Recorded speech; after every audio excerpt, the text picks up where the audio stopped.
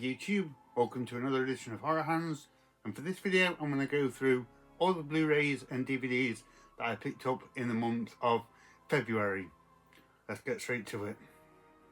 Right, first up from Indicator, I picked up the Columbia Horrors box set. Now I've heard mixed things about these movies and the box set itself.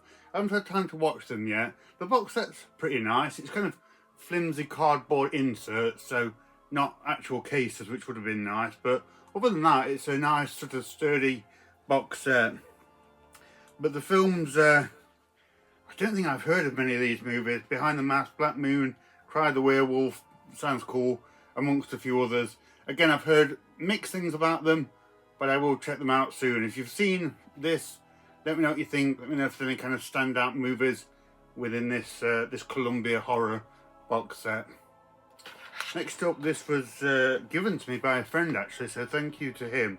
This is Curse of the Scarecrow, which I enjoyed it for what it was. It's kind of one of these kind of quiet little subgenres of kind of British scarecrow movies. You don't see too many, but I have a couple. And I can't say they're good films, but I enjoy them more. They've got this kind of quaint British countryside feel to them, which I rather appreciate. They always kind of take place in these nice rural countryside areas, kind of like where I would go for a walk or go on holiday to. So I kind of like them for that weird reason. And also, you know, Killer Scarecrows are really good. There's not enough Killer Scarecrow horror movies out there. So yeah, I can't say this was a good film, but I admired it for its British charm. It was alright in places. Next up, I picked up Deliverers. It's like a religious horror film. Better than what I expected. It's this lady, I think she's a nun or something in a convent, and she gets unexpectedly pregnant with twins. And I think it's kind of notion that one's good and one's evil. And yeah, a sort of priest takes her under a wing and they have to kind of do battle against evil forces. Right at the beginning of the month that I watched this one, but nothing spectacular, but it was better than what I expected. Some cool, unexpected, kind of gruesome moments in this. If you like religious horror, I'd say give it a try. Next up from Bleeding Skull, I picked up Disembodied. And I like this. This is a bit of a hidden gem in terms of kind of scuzzy shot on video movies. It's just a woman who like holds up in this seedy apartment and she has like a brain, there's a brain that she's trying to keep alive or something. It's very kind of body horror with a bit of like gooey moments and gore in it. I liked it. It's kind of a weird mix between kind of like David Lynch and David Cronenberg, something like that. It's a 4K release, which is a weird release for this because it's a grimy ass movie. I don't know, if you like kind of alternative, really low budget, scuzzy films, maybe give this one a try. I did think this was a lot better than expected. Next up, I picked up The Exorcism of God. This is another religious horror one. I just found this cheap on eBay, so picked it up. We'll check it out soon. If you've seen it, let me know what you thought.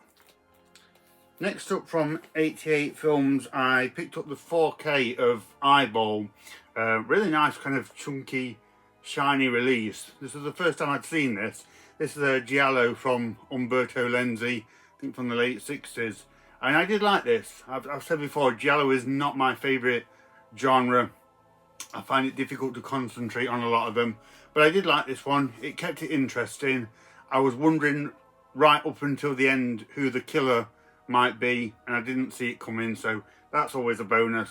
But yeah, this is a really nice 4K release from 88 Films. I can definitely recommend it in terms of the quality of that. And if you like giallos, I'm sure you'll get on with this one. So yeah, cool release right here. Next up from Saturn's Core, I picked up Fatal Delusion. This is more like shot on video trash. Guy goes around killing women, but he ends up convincing the police that he's like a profiler, so gets in with them, which means he can kind of terrorise more women. Yeah, it's alright for what it is if you like shot on video, but this one, I think it was like an hour and 45 minutes, which is a long time for these kind of movies. I don't sort of go for them that much. for me, these should be like an hour and 20 minutes max. So an hour and 45 minutes did wane on me a little bit when you're watching something so low budget. But yeah, if you like shot on video, it delivers the low budget gory goods. So yeah, check it out if you're into this kind of thing. Next up from 88 Films, I picked up the Gyra's Guts trilogy. Really nice shiny box set from 88 Films. This features Guts of a Virgin, Guts of a Beauty, and Rusted Body, Guts of a Virgin 3. Yeah, real crazy Japanese films, I think they are. Very, very sleazy. Everyone in this film is quite like rapey. But it's all three films are pretty short. It's basically people doing bad stuff and then getting killed off by a demon. In the first one, these guys, they're taking like a photo shoot with these women, and they go back and stay in this house by the woods, and they're all a bit lecherous and kind of inappropriate with the women, but then they all kind of get killed off by this shadowy demon in the woods, which was really cool. Second one is like these rival gangs doing mean stuff to each other, and they all get killed off by a demon. Second one wasn't as good, but the demon in it looked awesome. It was like this fleshy looking thing, really cool. Third one was really weird. That one was sort of more of like a sexualized torture movie, to be honest. I didn't like the third one. It wasn't really for me. But overall, they were fun films. If you like real off-the-wall, weird Japanese horror films with a big slice of sleazy, maybe check these out. I had fun with them for what they were. Next up from Radiance, I picked up I, Vampiri. It's black and white. It's an Italian film from the 50s. This was okay. I wanted a bit more vampire action from this, but I had fun with it for what it was. I think Mario Bava was the DP on this, and that shows. It's got some good cinematography and some good locations. But yeah, not the most thrilling horror film, I have to be honest. But yeah, again, it was okay for what it was. Next up, one of the big releases from Vinegar Syndrome, Iced, has finally been released on Blu-ray. Great to see this get a release. It's a fun little slasher film set in the snow. Killer going around dressed as a snowboarder starts killing off these teens one by one. I've definitely seen better slashers, but on the whole, it was fun. Got a couple of good kills towards the end, and I really liked the snowy setting. That was great. I know a lot of people, they're not liking the transfer of this. I have to say the transfer is pretty awful. It looks like VHS quality. So if you're someone that goes for pristine picture quality, just beware, this doesn't look great. But I didn't mind that. You know, I grew up on VHS, so I don't mind seeing it again in that format. But yeah, Ice was yeah, an okay slasher, pretty fun slasher film, and a nice release from Vinegar Syndrome there. Good to see this one finally get a release. Next up from Saturn's Core, I picked up Jacker, another shot on video film of a guy that like carjacks into cars and kills people. I didn't care for this, to be honest. I had no interest in this movie. I think there's an introduction from the director who said he never intended to make it, like it was just a bit of a spur of the moment, let's make this movie, which never kind of, I don't know, sets it up too well. But yeah, Jacker, yeah, I wasn't fussed by this one. Oh, next up, okay, some extreme horror here. I haven't bought any extreme horror for a while, and wow, did I land on the motherload of extreme horror films. This is Melancholy the Angel from Marian Dora, the German filmmaker. Marian Dora is kind of, if you know, you know you're getting into some nasty stuff with his films. And my goodness, this must be maybe the worst extreme horror I've ever seen. Other than kind of the Mondo shock stuff, I honestly don't know if it gets harder than Melancholy the Angel. Oh my goodness, just unbelievably sick, vile movie. One of the most just troubling things about this is how Marian Dora gets anyone to star in them, because these are extreme in so many niche ways. You've got like extreme violence, extreme gore, extreme animal cruelty perpetrated by the actors, extreme X-rated content, extreme gross out, disgusting bodily fluid content in this, and it, oh gosh, it just, yeah, unbearable almost. And this movie is nearly 3 hours long. It is like, man, just the magnum opus of extreme horror. But oh, gosh, I don't think I can ever put myself through this again. I wouldn't even go anywhere near this. I wouldn't even look it up, because just the write-up of some of the things that happen in this are going to upset people. Yeah, this gets the opposite of the Horror Hands recommendation. Stay away from this one. I can't even say it's a good film. It's like cruelty for the sake of cruelty. Yeah, I could go on about this one, but I might do a review of it at some point. But man, this is not a nice movie. Right, next up from Film Masters, a movie that I've wanted to see for years. I was so excited when this got announced for Blu-ray. It's Monster from the Ocean Floor. Yeah, I couldn't wait to get this and watch this movie. With my kind of monster movie tastes, if you're a monster from the ocean floor, you will immediately meet my criteria. So I was so excited to finally check this one out after all these years. Gotta say, the movie is a dud. I didn't enjoy it, nothing to see here, unfortunately. So, you know, after waiting all those years, it was a disappointment, which, you know, it happens. But way too much talking in this one, talking all the way through, and then the monster at the end didn't even look very good, to be honest. You know, I don't mind the lowest of budget monster movies, but yeah, it didn't look great, and it was too late on at the end of the movie that I'd kind of lost interest anyway. So glad that I've seen it, glad that there's a nice Blu-ray for it, because it's always fun to see these 50s monster movies get put out there. But yeah, this one was not one that I enjoyed, unfortunately. Okay, next up, I'd not heard of this film. I came across it on eBay for cheap, and that's The Murder Secret. It's a Italian film from the late 80s. Lucio Fulci has something to do with it. He presents it or something like that. Can't say it has much of his mark on this movie. It's this family that move into this house, and weird kills start to happen. Mainly talking. It is a bit of a slog to get through, but there are some really gruesome deaths in this towards the end. One where like this little kid just randomly gets his head cut off by a chainsaw, which was pretty incredible. So yeah, if you can sit through the talking of this and some of the cringe dialogue and interaction, there is some good gore effects and kills to be had in this one. Yeah, I didn't hate it. It was okay for what it was. Glad I came across it. So yeah, The Murder Secret, pretty cool, kind of crazy movie. Okay, next up from Vinegar Syndrome, I picked up Neither the Sea Nor the Sand, which I was intrigued to see this one. Monster Gab covered it on his channel a while back and said how it's really not a movie for everyone and most people wouldn't like it. It's a very slow burn movie, a British movie from the early 70s. A young woman meets this guy on a seaside island.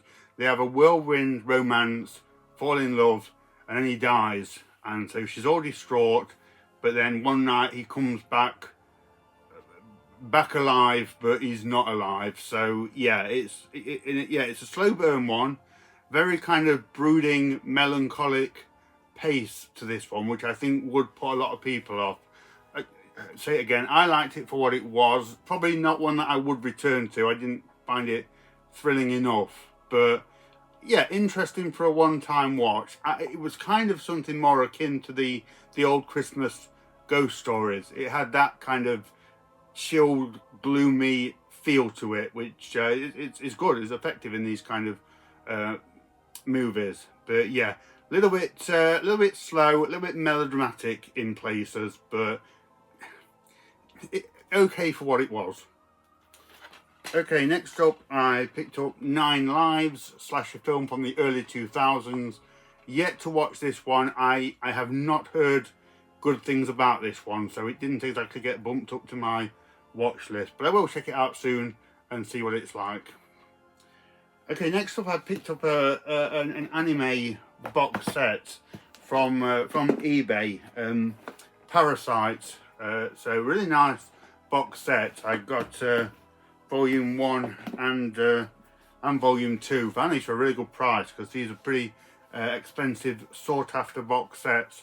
Not had a chance to watch this yet. It looks really cool. I've seen a few images from this, and it gets fantastic reviews. So yeah, I thought I'd get on this, and yeah, I'll start watching these at some point and see what they like. But yeah, in terms of horror anime, I've heard this is a must see. So yeah, great to get both of these into the collection, and I will watch them soon.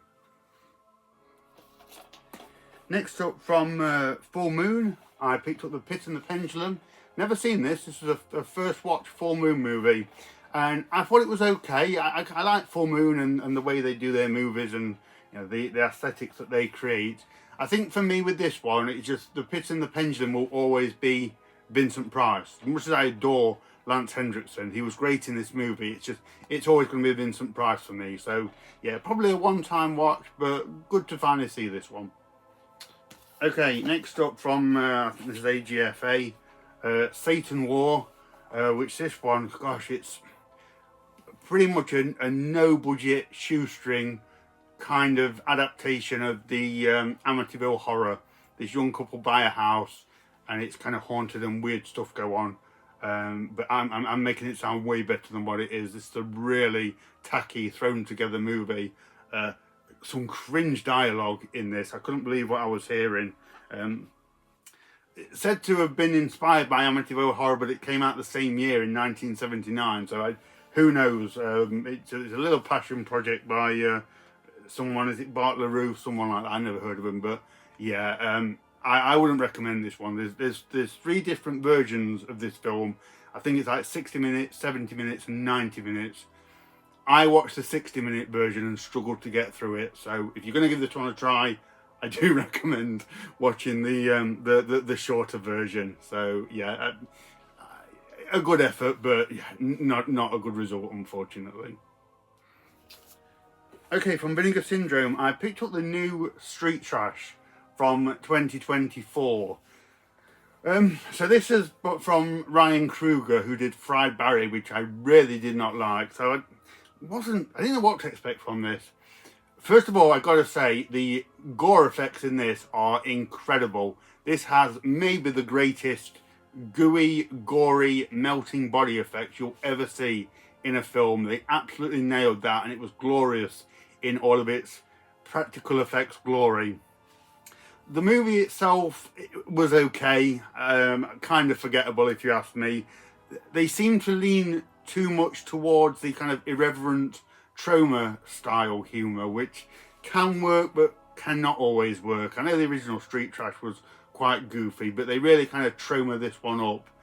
I would have actually preferred them to play this straight, to have made a serious movie, because that, coupled up with the incredible gory effects, would have been a real heavy hitter, I think. But they went down the silly route. So I would say this is worth watching for the gooey practical effects alone. The rest of the movie, I don't know, see what you think. But yeah, I liked it for that. Next up, from Vinegar Syndrome, I picked up The Terranauts. This is a 60s Amicus production, kind of science fiction. Feels more like a low-budget episode of Doctor Who, if I'm honest. It's these scientists that are playing around with these alien signals, and they pick up something, and it transports them to an alien world where there's just these real kind of plastic robots going around and these alien folk. It was okay. It wasn't really my kind of movie, and I think this is a film that has dated really badly. You know, usually that doesn't bother me. I can look past it and even enjoy the movie more for it, but this one is real kind of like things hung up on strings and plastic effects everywhere. So yeah, not great, but if you like that old retro sci-fi, you probably will like this. So yeah, nice release anyway. Next up, I picked up another anime which I've not heard of, but I saw it cheap on eBay. This is Twilight of the Dark Master, which is about kind of like a race of aliens and demons kind of sort of fighting for supremacy on Earth. Gotta be honest, I didn't really understand most of it. I enjoyed this for the animation and some of the monster effects and things like that. The story was completely lost on me, but yeah, it was nice to watch an anime that I'd not seen, and like I say, it had some good moments, but wow, complicated plot, or maybe it was me being dumb, but yeah, seemed a bit all over the place in that respect. And finally, and this was actually a bit of a gem, I really enjoyed this, Video Man, which is, where is this from now? It's Dutch or something like that, and it's quite light on the horror film, but it's about a guy who obsessively collects horror VHS, and yeah, he has a bit of a thing going on. He loses one of his prize videos, and it's about him kind of suspecting and networking with collectors to try and find it, that kind of thing. And then there's a subplot with another woman that's going through a few things of her own. So quirky little kind of drama movie, but I loved the crux of the story being this guy's collection and his VHS collection, and him and his friends like talk in depth about horror films the way, like, I guess I talked with you guys in the comments. It really sort of knowledgeable people that wrote this, and they referenced like Lucio Fulci and Dario Argento, and I was trying to look on the shelves of the movies that he had and things like that. So yeah, I really liked this. It was something different, and I thought it was well made, and yeah, I loved the story behind it. So yeah, Video Man, really good. So that's everything that I got in February. In February, guys, as always, let me know what you think about them. Any that you like, any that you don't like, let me know. So thank you very much for watching, and stay tuned for more videos.